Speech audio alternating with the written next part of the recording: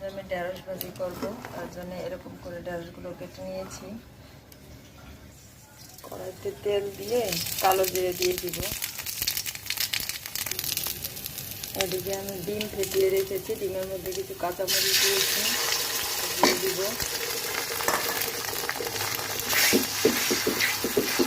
কালো জিরার সাথে ডিমকে ভালো করে ভেজে নেব।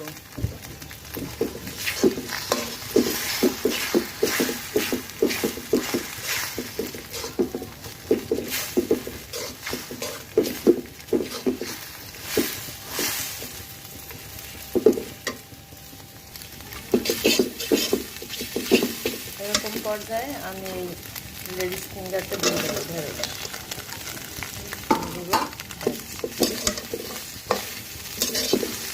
আমি কোনো হলুদ দিব না, জাস্ট একটু লবণ দিব টেস্টের জন্য।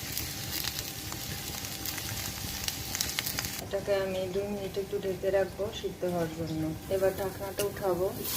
ঢেঁড়সটা প্রায় সিদ্ধ হয়ে গিয়েছে।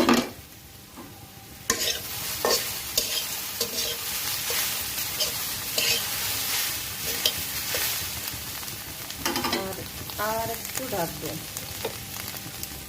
চালটা অবশ্যই লো হিটে থাকতে হবে। দেখি এবার কি অবস্থা।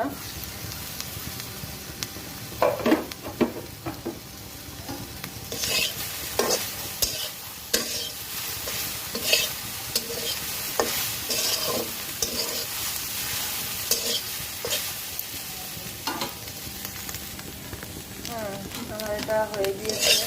1 মিনিটের মতো রাখবো। এখন ঢাকবো না, হালকা নাড়াচাড়া করে 1 মিনিট পরে নামিয়ে ফেলবো। ফাইনালি এটা নামিয়ে নিয়েছি, এরকম লুকটা আসবে।